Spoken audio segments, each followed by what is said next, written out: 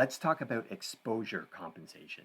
And I know that this does not sound exciting. It's big words that have very little meaning, but I promise you, once you understand what it's about and how it works, this setting, this camera setting, is going to give you way better photos. It's going to solve so many problems for you. So, what is exposure compensation all about? Well, it's basically about this. And just so you know, this was an article that I wrote a couple of years ago. You can always check out the whole article if you want, but I'm just going to kind of talk through it with this video.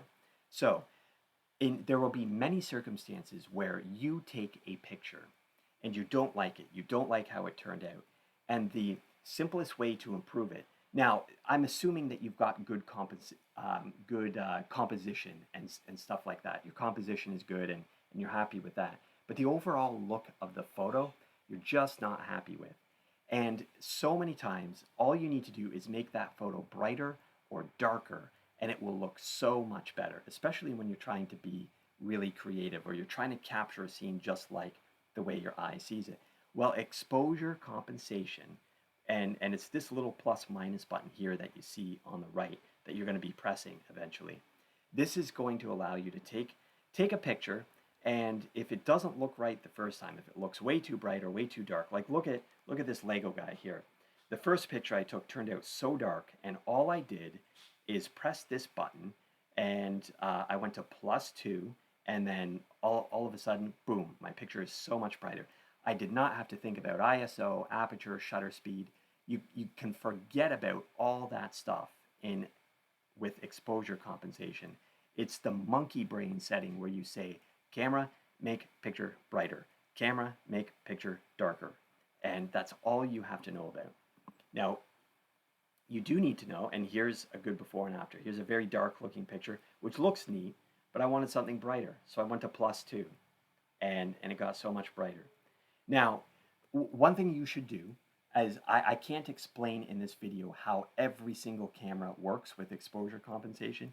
You're probably going to, if you don't already know how to do it, you're going to need to Google your camera plus exposure compensation and find a tutorial that shows you how to work the buttons basically. But I'm going to show you what it's all about. Now, one thing you need to know is that it may or may not work if you're on auto mode.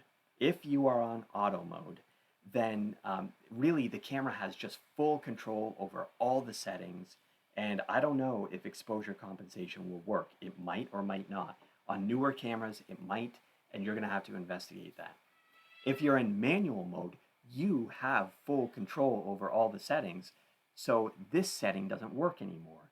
This is like a mindless setting where you say, I don't want control over all the settings. I only want to control a couple, and then this will help me. So in manual mode, you have full control already. You'll understand why in a second manual mode doesn't work.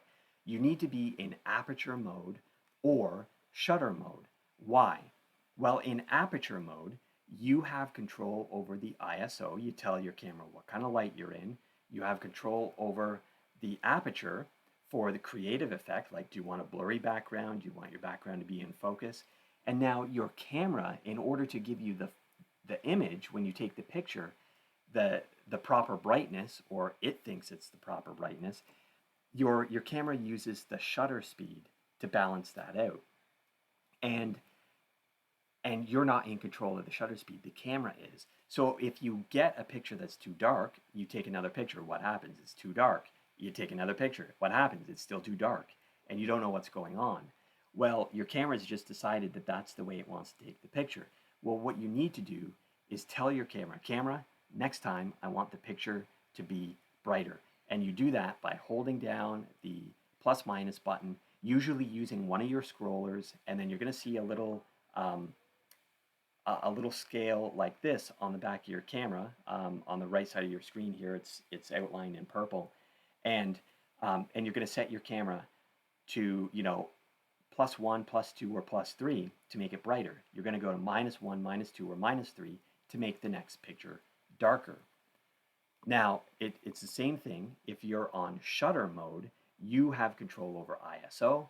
You have control over the shutter speed for the creative effect, probably freezing the action. And then your camera now takes control of aperture, to make the final brightness or exposure level of your photo. And again, if you get a photo that's too dark, what you need to do is tell your camera, go to +1, +2, or +3 to make the photo brighter. Plus means brighter, minus means darker. And I'm telling you, this has revolutionized my process as a photographer. When I'm running around photographing a family, I love to capture candid moments, and I snap a picture and it's too dark, I know, go to +2. I do not want to be thinking about shutter speed fractions and aperture f-stops and ISO thingies. I want to be thinking creatively. I want to be thinking about the human beings in front of me. And the aperture, the exposure compensation button allows me to say brighter +2, darker -2. So get out there and experiment with that, and I'll just show you some images. See, here are some common problems that you're going to face where this is perfect for. So I was kayaking with my son. It was getting dark. The sun had set. It was getting quite dark. I snapped a picture. Now, when you point your camera at something that's pretty dark, your camera naturally wants to brighten it up a little bit. And that's what my camera did, but then it looked way too bright. See all that dark water? My camera, it was almost black. It was very dark. And my camera said, oh, we got to brighten that up. But then it overexposed my son's face, and it just lost the mood of the photo. So I said, camera, darker, -2. And then I got this shot. And I understand this shot looks a little dark, but it really reflects the atmosphere that we were in. It was getting dark. The sun had already set. In snow or with white sand or with a white backdrop of any sort, often the camera looks at it and says, whoa, that's so bright, and it wants to darken it down a little bit, and then you're going to get a dull looking picture like this. So I said, camera, brighter, +2, and then I got this bright looking photo, bright looking, white, bright whites. Again, I got a silhouette shot here, and I didn't really want it. It's because all that bright sky in the background, my camera said, oh, we got to make that darker. So I said, camera, I want the next picture brighter. I went to +2, and boom, there we go. So, and one last shot, because I really like this one. So I took a picture of a shark, again, a Lego shark, against a dark background. And again, I wanted a dark, dramatic looking photo, but it looked at all the darkness, and my camera decided to brighten it. So I said, camera, darker, and I went to probably -3 on this shot, and then I got this dramatic looking shot where we get the highlights. And this is a technique you can look up. I did a video on it called exposing for the highlights, and you're going to use exposure compensation a lot when you do that. I did that in this shot too. You get these deep dark shots with these nice highlights, and it's exposure compensation. It's going to -1 or 2 or 3 that did that for me. So get out there and explore. Take a picture, and I don't care what you think of it. Go to -2 and take another shot. Go to +1 and take another shot. Just experiment and see how your shot changes when you make it a bit darker or a bit brighter.